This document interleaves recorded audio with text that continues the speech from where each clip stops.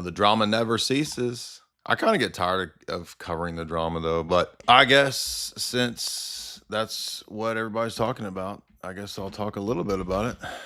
David Wood is excited again today. He got tingly because he's decided to go with 2016's The Russian collusion hoax narrative that has totally collapsed. So even though we just had Tulsi Gabbard, last week, once again, declassify more information about what we already knew, which is that the entire Russia collusion narrative hoax, just like the coup when she declassified a bunch of Anthony Fauci's. Same situation. Turns out it was the same story with the Russia collusion narrative, which we already knew.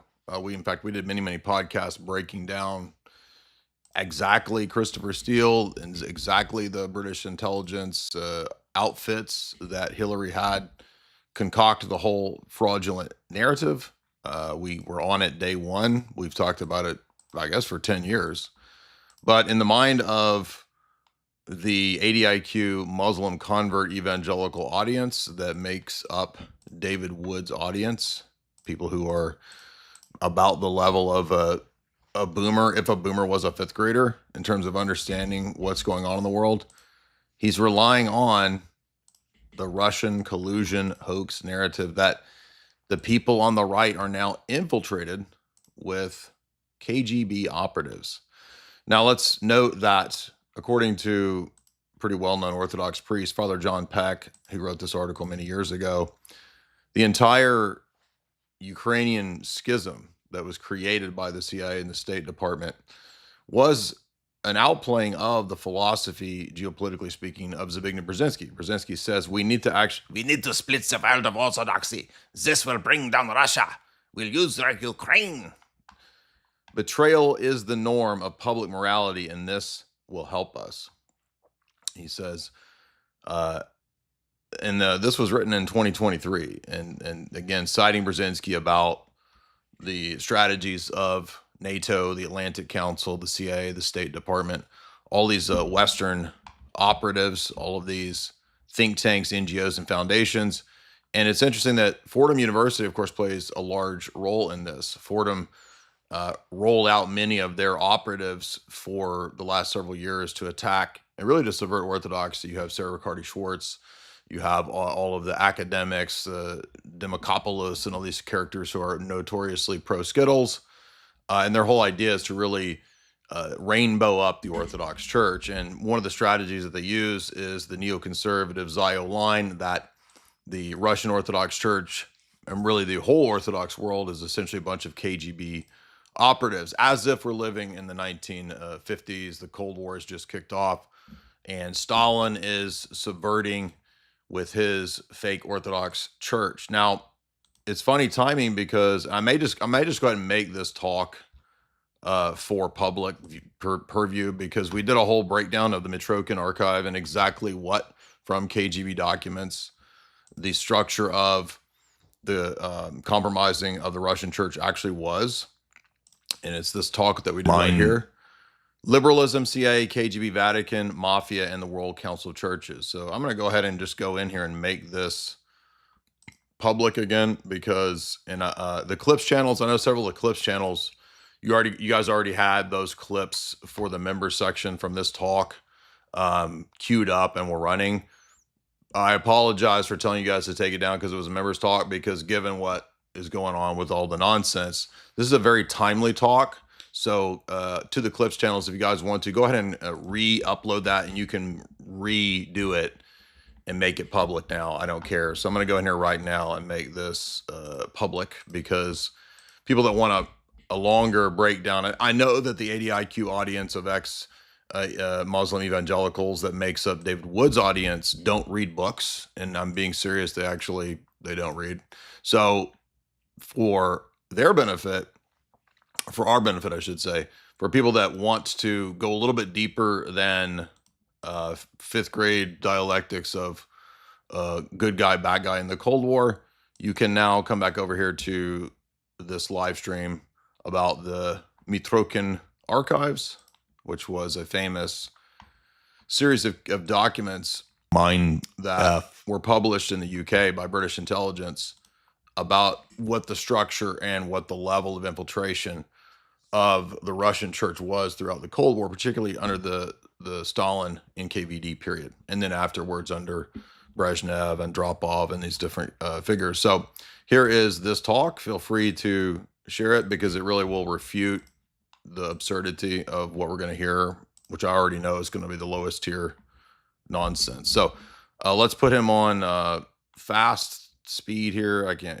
listen to this normal speed. So here we go.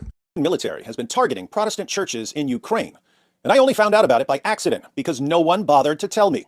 So he's playing a ridiculous game that the Russian military is killing the Protestants in Ukraine. Yeah, he's not talking about the Orthodox churches that have been persecuted, blown up, all the martyrs, the schismatic church that his university helped create there in the Ukraine with the help of the CIA and the State Department. Here is Mike Pompeo with the fake Ukrainian hierarchy, Debunking, who was a previously defrocked guy. So David Wood is playing on this angle that the Russians want to blow up Protestant churches. And he knows that his audience is literally retarded and has no idea what is happening in the Ukraine. They don't know where that is on a map. They don't know the history, that it's a made-up country created by the West to split the heart of Russia out of Russia. So they know none of that history. He's just trusting that, oh, they bomb Protestant, today bad people. Do we good Why people? didn't you tell me that Russia is attacking Protestant churches? Because you didn't know either. Shame on you. Here's how I found out. Someone in the chat was complaining about Israel destroying Christians. Oh, so the response is because Israel does blow up churches all the time, he's got to come to Israel's defense because he's not actually a Christian. He's not a member of any known church. He won't say what his church is, what his theology is. His whole shtick is to go after Islam, and he didn't even know what the 5 solas of the Reformation were 2 weeks ago. Christian churches in Gaza. Jews! So I asked AI, how? His source is AI. I mean, again, this is showing you that David Wood actually understands his market. He knows that his market is 80 IQ retards who are going to accept Chat GPT as a source. How many Christian churches were attacked by Israel during the war in Gaza? And the answer was 3. St. Porphyrios Church, Gaza Baptist Church, and Holy Family Church. All of them were damaged. Yeah, but this is not talking about the recent bombings in Lebanon. During Israeli airstrikes. Now, even though it's only 3 churches, that's still a lot of churches because there aren't many Christians in Gaza. If you go back several decades... Yeah, why is that, David? Perhaps because the people that you shill for have run all of the previous inhabitants out, and that's all detailed in the Rothschild's biography. There were between 30 and 40,000 Christians in Gaza, whereas now there are only around 1,000. Why is that, David? Is that because of Russia, or is it because of the Zionists? But we started thinking about other wars and wondering how common it is for churches to be damaged during wars. You notice he didn't say anything about that. He just blew past all that. Like something that would have increased once militaries started bombing cities. People centuries ago could have damaged churches deliberately or accidentally with a catapult, for instance. But once you start having planes drop... By the way, I mean, yeah, like people are saying, noting in the chat, 90% of the media that's out there is literally just anti-Russian propaganda because the State Department, the Atlantic Council, and all these outfits have organized and ramped that up due to the Ukraine situation. So when AI pulls from articles, it's pulling from all of these mainstream media brainwashing outlets. I would suspect that church damage is going to increase because bombs don't care. Take World War II. How many Christian churches were... So he doesn't... Does he even read the books behind him, or does he literally just go to AI? I mean, this is so low tier. We're not even 2 minutes into this, and he's literally just sourcing his video with AI. I mean, this should be like a qualifier of this dude right away. But I mean, what do you expect? He didn't even know what Reformation theology was 2 weeks ago. Damaged in World War II. Exact numbers of damaged Christian churches globally are difficult to establish, but in the United Kingdom alone, historians estimate that over 15,000 ecclesiastical buildings sustained damage from bomb blasts and incendiaries. That's 15,000 just in the UK. Germans! Speaking of these church-destroying, bratwurst gobbling Is Germans, that supposed to be funny? Why does he talks like a 1940s radio announcer? It's like bizarre, this bizarre tonation that he has. In the 1940s, German troops on the front lines. The good boys flying over, the Allies, D-Day, Normandy, the invasion. Can we stop Tiny Mustache Man? another war in our own time. So we asked, how many Christian churches were attacked by This is where the state of apologetics is with these low IQ people. It's literally just, what does the AI say? And then you just repeat it on a video. Does this count as AI slop, by the way? Russia during the war in Ukraine? The answer? Russian forces have damaged or destroyed at least 737 religious buildings in Ukraine since the start. Okay, I mean, already 20,000 people and 3,000 people have liked this video who are listening to a guy literally just read out an automated AI Google AI response. Hit a bunch of churches when they can't see straight. What's the problem? Well, take a closer look at the data. The scale of destruction and deliberate targeting is vast. Deliberate targeting? There's deliberate targeting? Baptist and Oh, well, I guess if AI said that Putin decided to blow up all the Baptist churches, it's true. I mean, by the way, I thought this guy doesn't like conspiracy theories. Remember when I went on the 4-hour debate or discussion with him and Apostate Prophet? We had that 4-hour discussion, and David Wood said, I don't do conspiracy theories. More at 9. I don't do conspiracy theories. I'm not into conspiracy theories. Well, now you're buying into the most ridiculous, retarded, already collapsed conspiracy theory of the last 10 years, the Russian collusion narrative. churches. Coincidence? Maybe there are just tons of Baptist churches in Ukraine, and the Russians just can't manage to bomb a town without hitting 15 or 20 of these many. By the way, remember in our discussion, that 4-hour discussion with me and AP and him, he admitted that he doesn't know anything about geopolitics. Well, now he's an expert in geopolitics by spitting out AI slop. Many Baptist churches. Does that sound right? Not if you know anything about Ukraine. Does he have a large Baptist audience? This is odd to me that he's like trying to appeal to the Baptist here. But then again, I mean, he's out of Fordham University, and as Cleve perceptively reminded us here, shout out to Cleve for reminding us of the fact that it's actually David Wood's university, Fordham University, that has a history of an open, intimate connection with the CIA and the pushing of Skittles globally. So here you notice, of course, former CIA Director John Brennan, the most notorious CIA director under Obama. Brennan himself claims to be a Muslim. Ironic, because Brennan supposedly is converted to Salafi Islam as CIA director. And that's the university that we get Sarah Riccardi-Schwartz and David Wood. I think isn't Riccardi-Schwartz from Fordham, but it doesn't matter. They're basically, it's a giant hive of butt buddies who push the worst stuff to skittleize the Orthodox Church.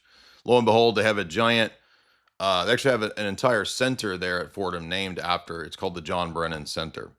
But not only that, as is pointed out, David Wood, who is a graduate from the Jesuit Fordham University, also shares the idea that because there used to be this gay dude in our server who left the server and got butthurt. So he wrote this article that got shared by all the Fordham gay webs, literally like Public Orthodoxy, Orthodoxy in Dialogue, all the gay Orthodox quote unquote sites pushed this article, but they never mentioned the fact that this guy like is apostate now. He's like a universalist, pro gay dude.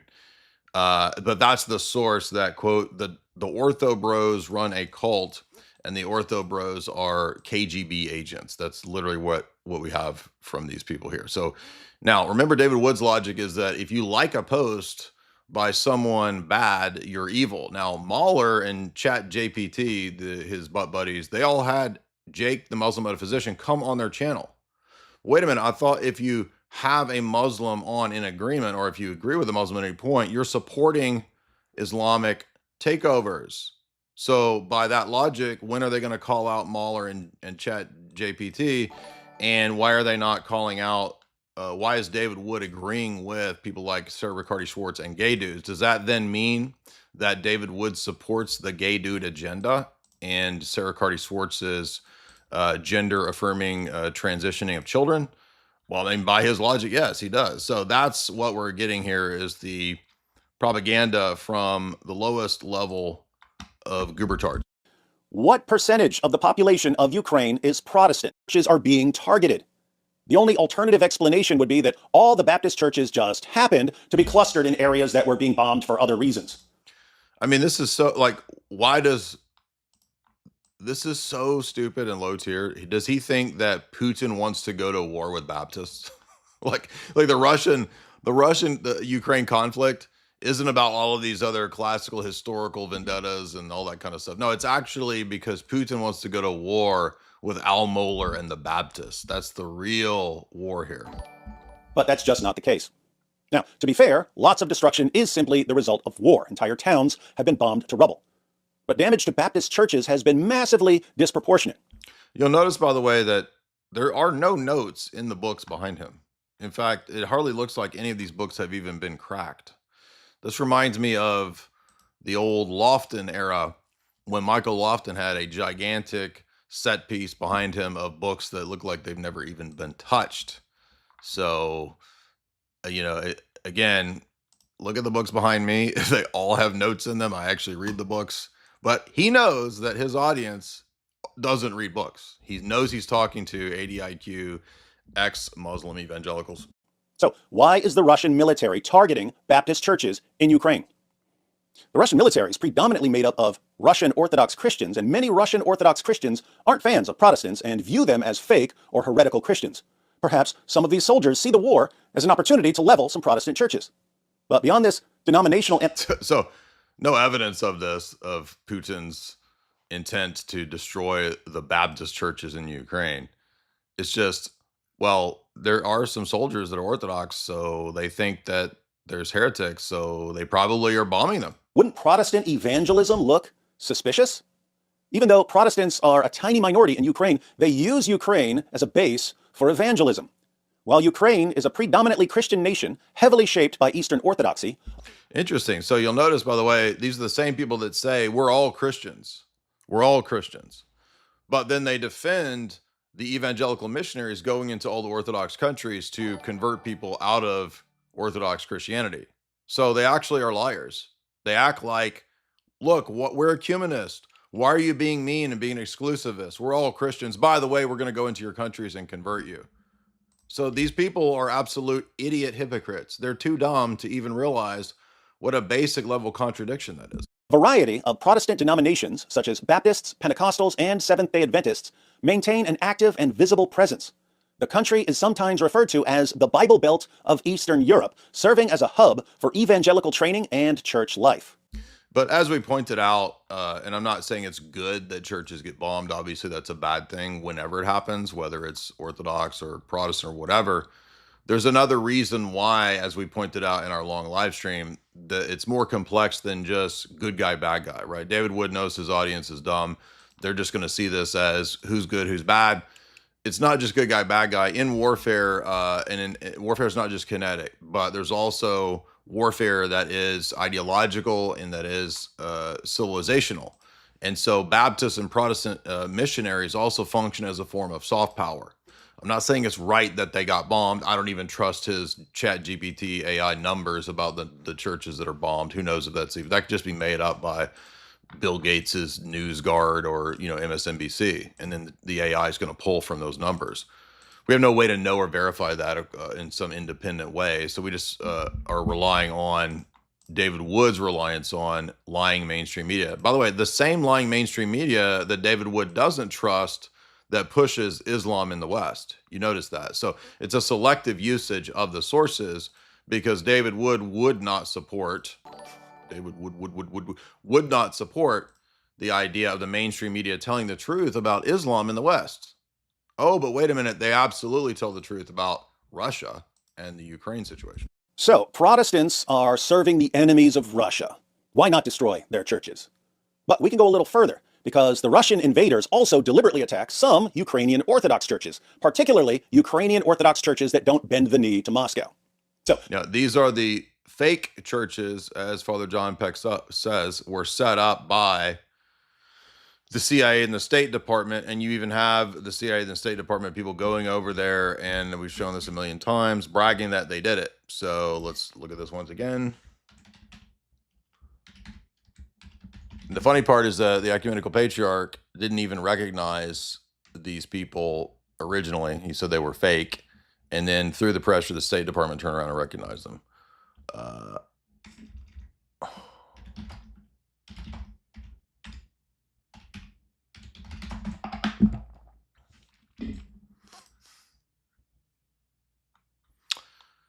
Here is the fake hierarch that the CIA set up, Denisenko, giving an award to the former CIA director right here. This is Jack Devine, former acting director and associate director of the CIA. He flew over to Kiev after they set up the fake church, and he's getting an award from the fake CIA patriarch. If you want to, you can read our good buddy Jim Jatras, who actually spent time working in embassies and working at high level geopolitical operations. You can read he's a solid Orthodox dude. You can read Jim's whole article on this right there from people who know what's going on, not from people who are relying on chat GPT. And you can see that this is all stuff pushed by the Western intelligence apparatus. In fact, when they created the fake schismatic church, the U.S. Embassy and the CIA people there put up banners on Twitter celebrating this victory, so-called.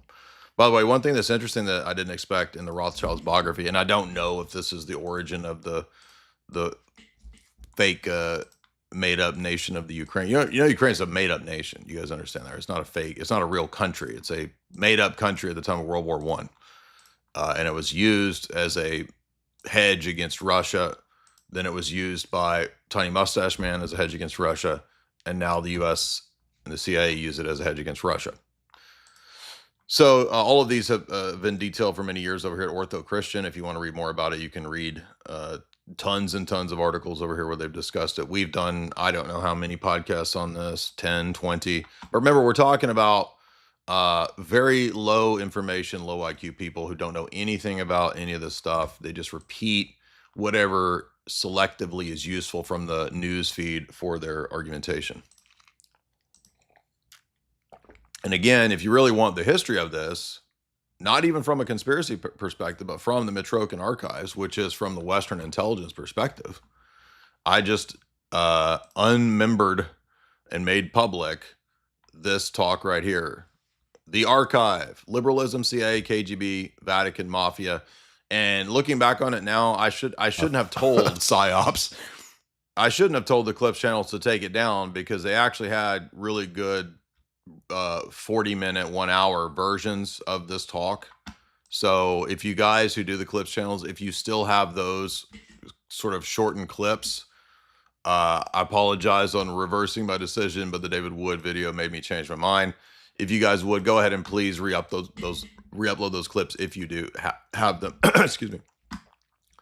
Okay, so let's get through. This video was actually way more low tier than I thought it was going to be. There seems to be an understanding that Baptist churches simply aren't going to bow before Putin so they can be destroyed. Some Orthodox churches will bow before Putin so they get an opportunity to submit. In short, Russia demands that churches serve the Russian government. Churches that don't serve the Russian government become targets of the Russian military. Yeah, the reality is that it's way more complex, the relationship between church and state in Russia and the relationship between church and state in the West as well. It's a very complex, difficult, strained relationship.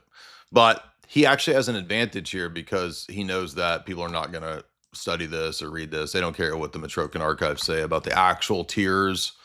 Again, let's explain this again. In the Soviet period, from Stalin's revitalization in the 1940s up until the fall of communism in the 1980s in Russia, the Soviet collapse, you had various stages of what they called compromat, or levels of control of the clergy. So what we learned from the Trojan archives, which are smuggled out KGB documents that are believed by most scholars everywhere to be authentic, a three-tier classification system.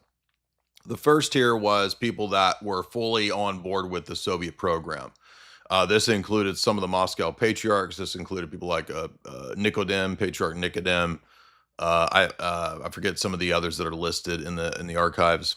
And then the second tier was people who did not agree with the Soviet structure or ideology, but were willing to be quiet and not really fuss about the government and just basically be Orthodox priests, but they couldn't proselytize. And then the third tier was bishops and priests that were classified as dissidents or would disagree or would speak out. So there was a three-tiered system, and Russia is a huge country. There's many, many, many bishops, and it's not just Russia, it's also the Soviet bloc countries, right? So that's really what was going on. It's really stupid and foolish to think of it like everyone in the church in Russia was a KGB operative and submitted to Putin. The other thing that comes out in the Mitrokin archives is that the KGB, the NKVD, they were not actually that concerned with most bishops and parish priests because they didn't really do much, right, other than speak to a local flock. They were really only concerned with very high-level patriarchates and bishops that would deal with a lot of international geopolitical types of stuff, right? So that's why they would care about the Moscow patriarch. That's why they would care about the ecumenical patriarch, right? And it's exact same situation with the CIA's relationship to the EP or any of these other important patriarchates. They would be way more important from a geopolitical perspective than every village Russian priest, most of whom weren't affected by the NKVD.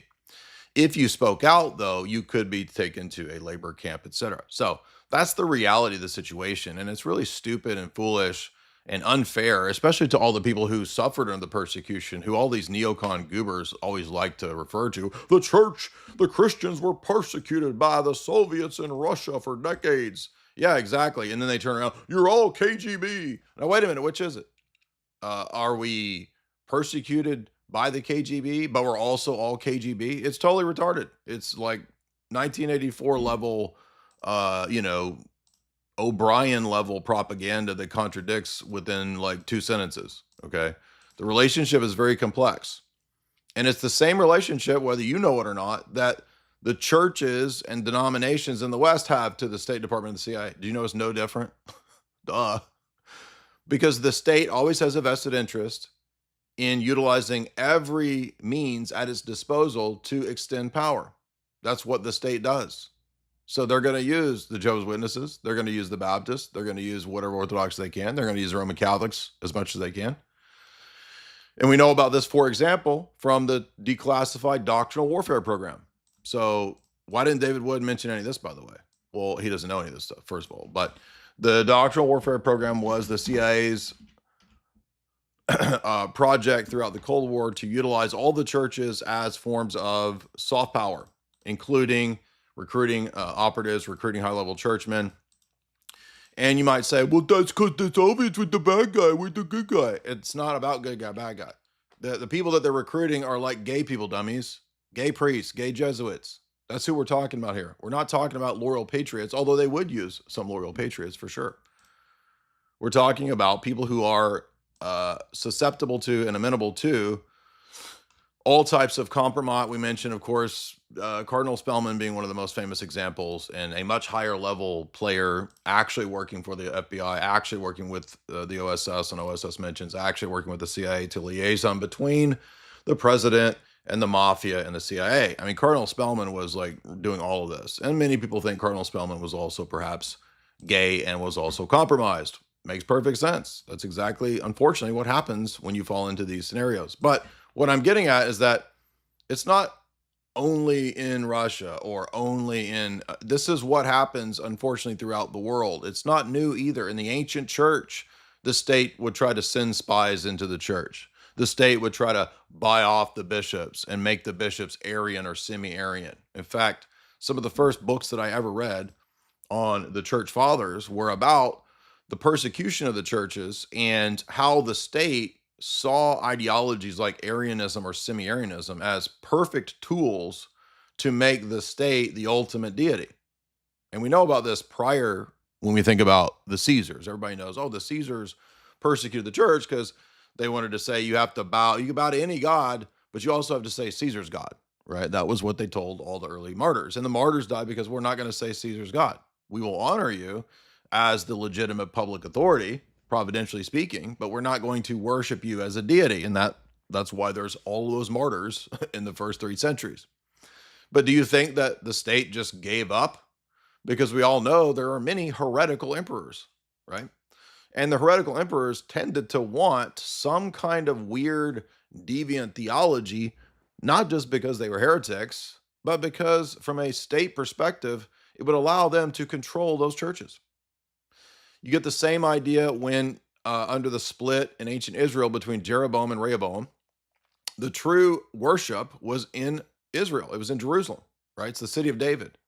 And then you get Jeroboam says, I don't want them going down there to my rival brother's kingdom to worship. So we're going to set up an alternate fake temple at Bethel and Dan, and that's going to be the new worship center for Israel. So he creates a schism place to worship for geopolitical reasons, obviously. It's in the text if you read the historical text. I wrote articles on this 15 years ago explaining that the Bible tells you that ecumenism is a geopolitical project in the story of Jeroboam and Rehoboam. By the way, this is where we get Samaritanism from. The whole schism of the Samaritans comes out of this schismatic worship in Bethel and Dan. So, I mean, I know the Samaritans think it goes back to Jacob's well, but it's Bethel and Dan is where these fake. That's why Jesus tells the woman at the well, no, salvation is of the Jews. You were supposed to be worshiping at the temple. Duh. It's like it's such a weird idea, right? That no, we have to worship Jacob's well. So, the attitude of the state typically doesn't change. Same situation in the iconoclast controversy. You had heterodox emperors that want to control the church by making iconoclasm the norm. And what do you think happens if, for example, Jesus isn't the Son of God truly, or if Jesus and the liturgy aren't real iconographic representations of the heavenly realities? Who steps into that vacuum to be the representation on earth? The state, the emperor.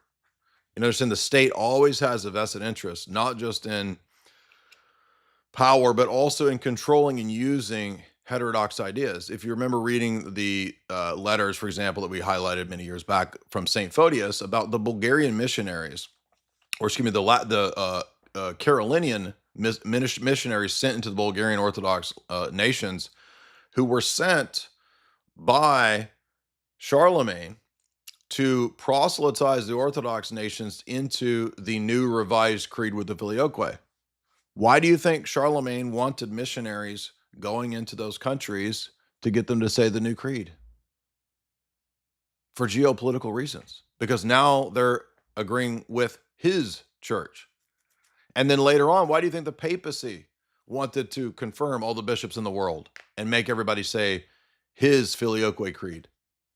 Also for state reasons. So low IQ Spurgs, nerds, well, Spurgs typically aren't low IQ. Low IQ people, Spurgs who think it's all theology. Let's get real here. It's not just all theology. The state has a constant, perpetual vested interest in using the church in any ways that it can for its designs. And unfortunately, although the state is a Christian institution ultimately, it constantly has the temptation to veer off into worshiping power and power for its own sake and trying to use religion as an appendage of the state. It always does this because it's a fallen institution, and fallen institutions usually have the same problems, the same temptations. So you can go look up the doctrinal warfare program here. I think there's been various series of declassifications. I think the last one was 2013. But it's an actual 100% real program. You can read the David Wimhoff book. And it's just one example refuting the truncated half of the story nonsense that you're getting from David Wood here. Of course, since there are Orthodox Christians on both sides of this war, there's been a growing rift between the Russian Orthodox Church and certain other Orthodox churches. But the Russians are masters of propaganda. Really? How did they lose the Cold War if they're the masters of the propaganda? So remember, Russia, this is a constant funny thing that you see in the Western media too for the last 10, 20 years. Russia is this massively influential global power that's controlling the presidency. It's controlling elections. It's doing all these things.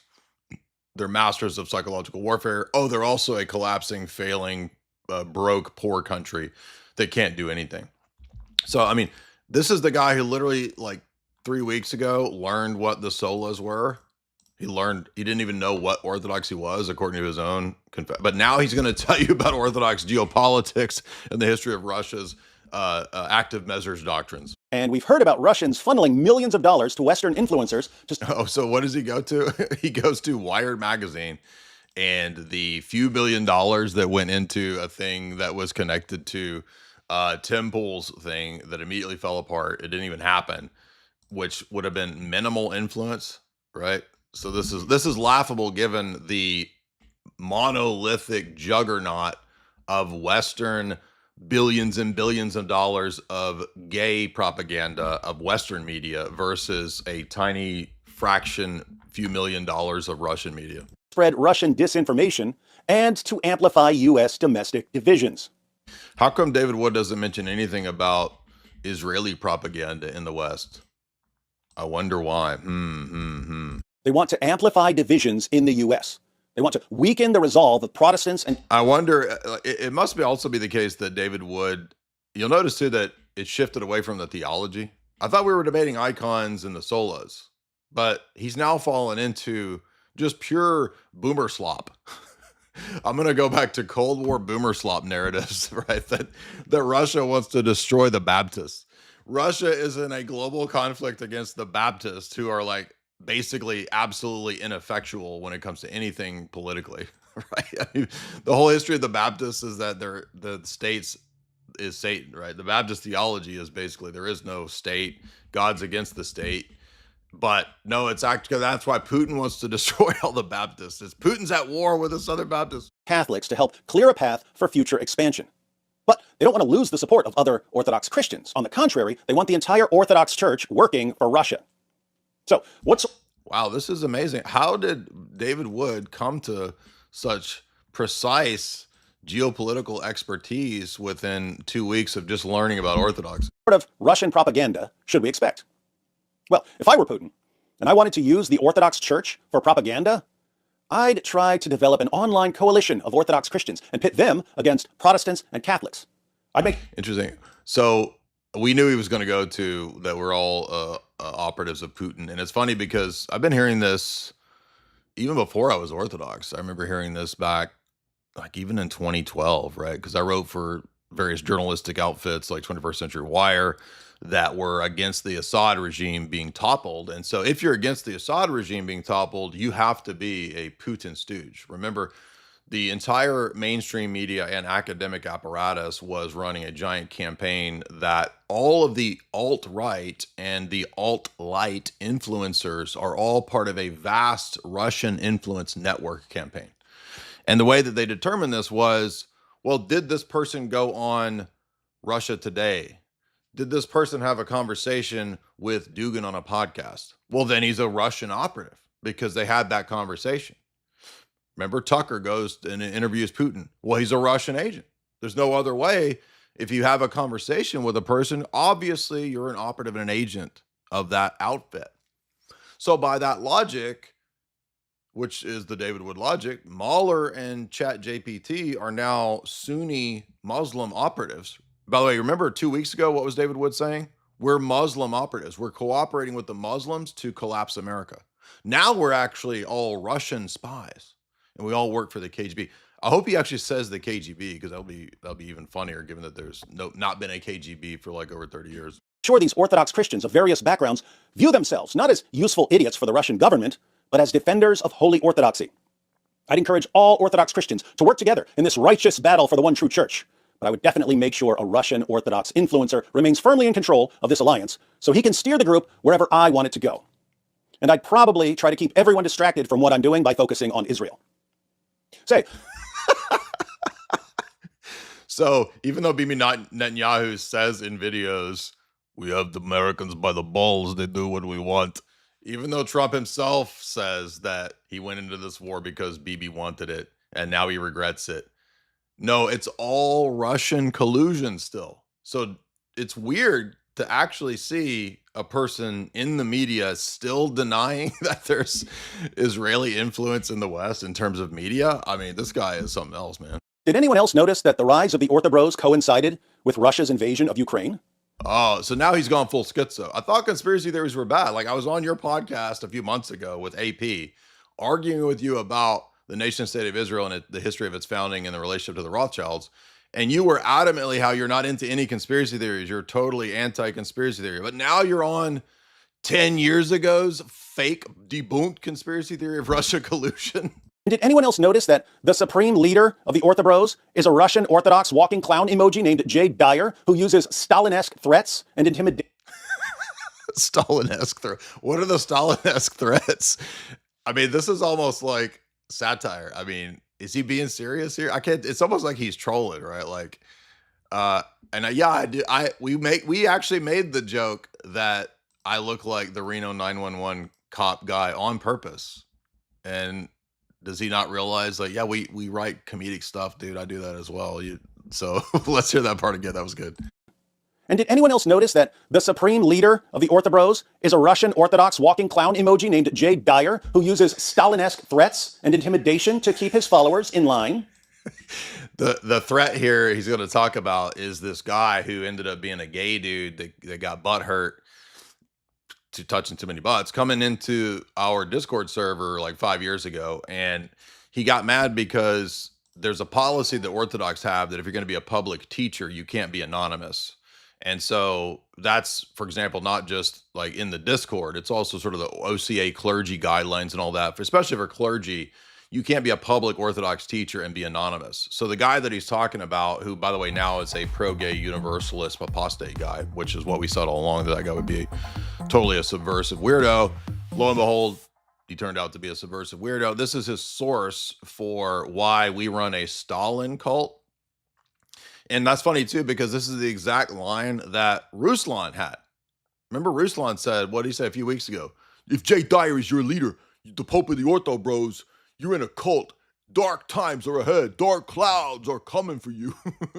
Noah Jefferson, a young Orthodox Christian who escaped the Orthobro cult, and is now an apostate pro-butt buddy guy. You go to his blog and he writes like pro-butt buddy stuff. So that's who he's talking about here.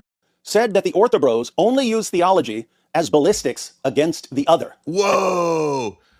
Or this guy on a Substack said it? Whoa, Ortho Bros ended. You can find a Substack of anybody saying anything. It's just funny to me. He didn't even take the time to check out who this guy was, like whether this was a solid source. That theology is simply the weapon of this cultic mindset. I like how he's just highlighting random sentences like, oh, there we have it. Case closed, dude. Case closed. A gay dude said it. Case closed. This is from an insider. He says the Orthobros don't argue based an insider. By the way, this is not new. Again, we're back at 20. This is Lofton, dude. This is Lofton in 2019. Look, this is just recycled 2019 stuff. Cancer that never dies. Let's like see. Do you notice the tendency as you brought up? Russiagate, all these stupid conspiracy theories that they dig up from 5-6 years ago, they're still doing it. Yeah, because they're like, and they're not even, they can't even read the room. I can't figure out if David Wood can't read the room or if he actually doesn't care because he knows his ADIQ ex-Muslim evangelical audience doesn't know anything and they're not going to check any of this. But it's just funny. 4 years ago, look at this.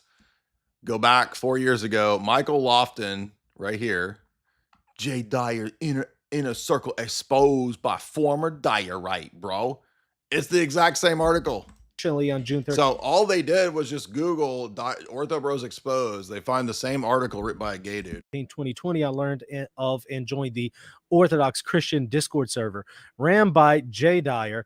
I mean, imagine like you write a whole article of that you joined the Discord server that you can freely join and leave at your own accord, but you say that it's a cult because you were told that you can't publicly be anonymous and publicly teach theology. Well, guess what? We've been vindicated because we knew you were subversive and that you were going to push butt buddy stuff. Lo and behold, he comes out as a subversive, pushing butt buddy stuff, as we said from the get-go. So we were actually correct. Father Deacon Ananias Sorum, who, by the way, ooh, you see how Lofton highlighted your name there? Sorum.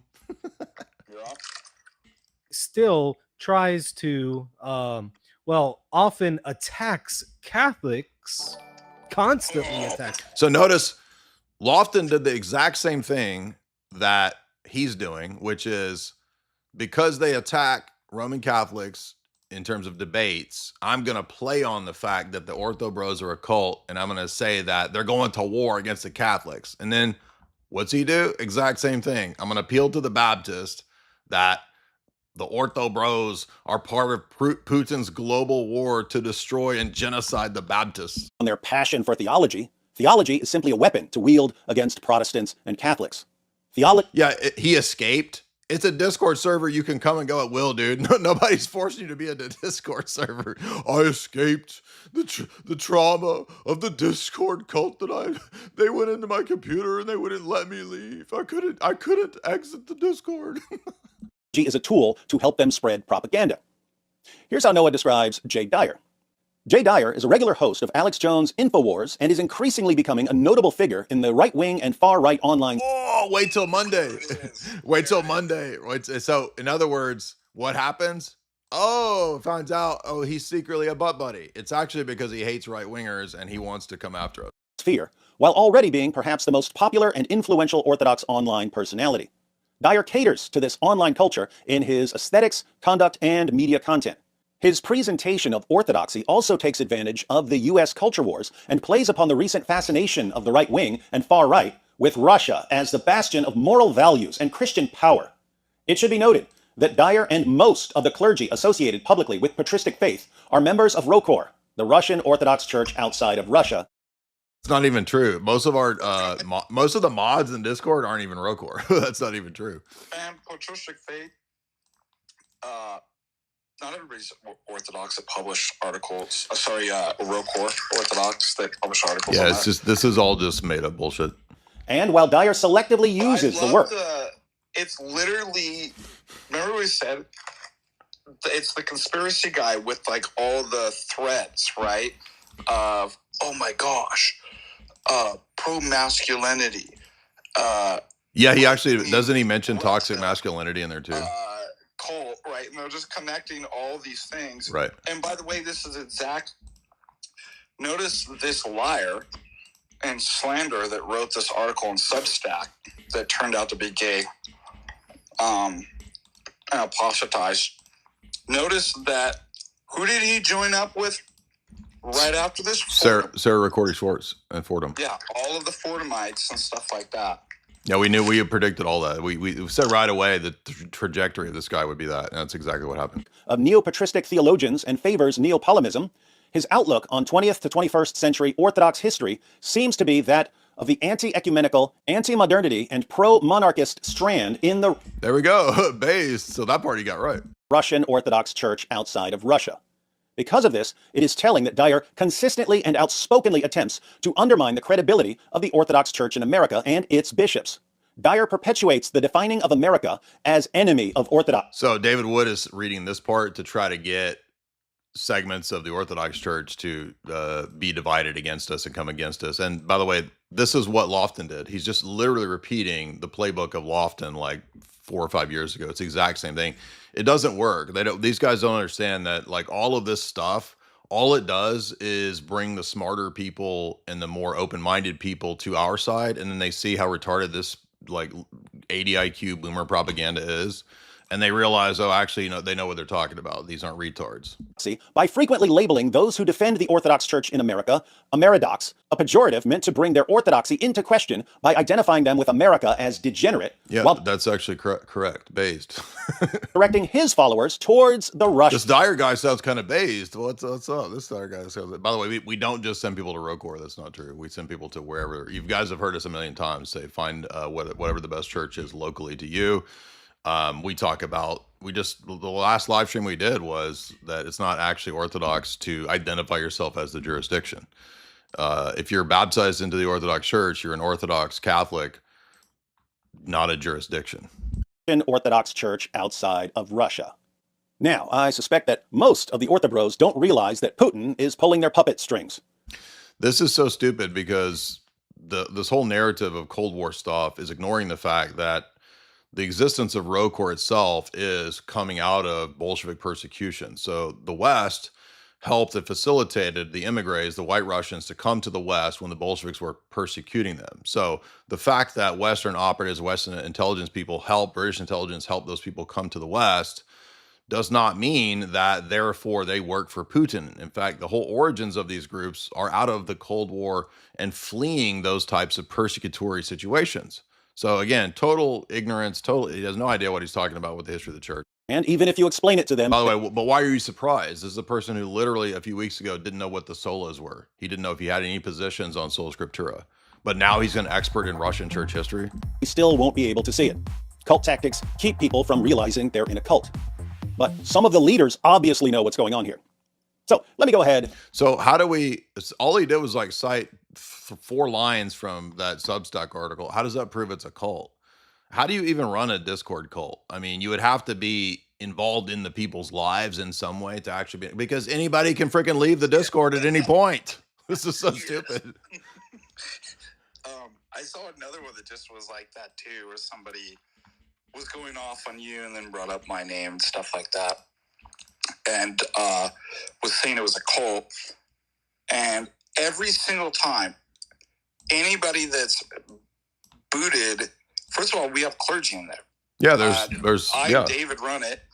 And I've never seen any of the mods boot somebody that didn't deserve it. Exactly. And they cry out as they strike. It's like, oh, they won't tell you that they're pushing degen stuff in there, that they continued without an inability to be corrected, to confuse. Here's what I said. It's primarily an education server in Orthodoxy. That's primarily what it is. So I have a duty over that to make sure it's like, yeah, you can debate some issues at some level. But if I see that you're confusing inquirers and neophytes and catechumens, and I ask you, if I send one of my mods or we talk to them and say, you got to stop this, and they continue to be problematic, yes, for the sake of preserving the faithful. Everybody that runs a huge Discord does that. The Discord has like 50,000 people in there. You have to have an iron fist policy or else your Discord will be destroyed. So that's not cult tactics. That's just normal procedure for running a freaking Discord. Think about this. If a priest had a parish, right, and he had somebody that came in and was asking questions, I'm sure he'd be somewhat tolerant with entertaining it. But if that person continued to push and cause problems and confuse people in the parish and was asked over and over, what do you think that priest would do after a while? What do you think everybody would do? You think any of these evangelicals would put up with people doing that in their circles? They would do the exact same thing. And then these people, they're absolutely like, I swear, I didn't do nothing. They're persecuting me. Recipe for no reason. By the way, why would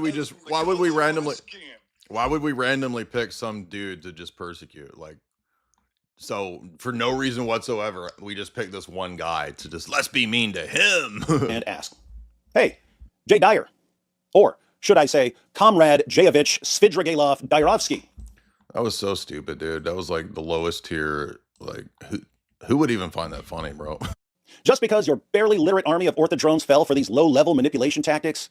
Dude, you literally have an army of ex-Muslim 80 IQ people.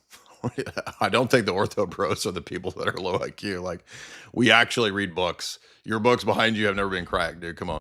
Did you really think I wouldn't spot this obvious Russian psyop? Took me like 5 seconds. Is this serious? Like, is he serious? This is the guy again who says there's no conspiracy theories. He's totally eschews all conspiracy theories, but he immediately spotted the Russian psyop. So let's give somebody give David Wood a tinfoil yarmulke. Give him a tinfoil. Does he have devil eyebrows? I'm just trying to look at. Give him a tinfoil yarmulke because this guy's crazy. See you at DebateCon. Debate commie. Debate commie. Wow. So by his own logic, by the way, again, does he not realize that ROCOR was aided by the West and the CIA and British intelligence? So if I go to ROCOR, by his logic, I would be part of the CIA. It doesn't even make any sense, right? But he trusts that he's got an 80 IQ audience. They're not going to know any of this stuff. So I probably will play well with his. He has the actual 80 IQ audience, not the Ortho Bros, but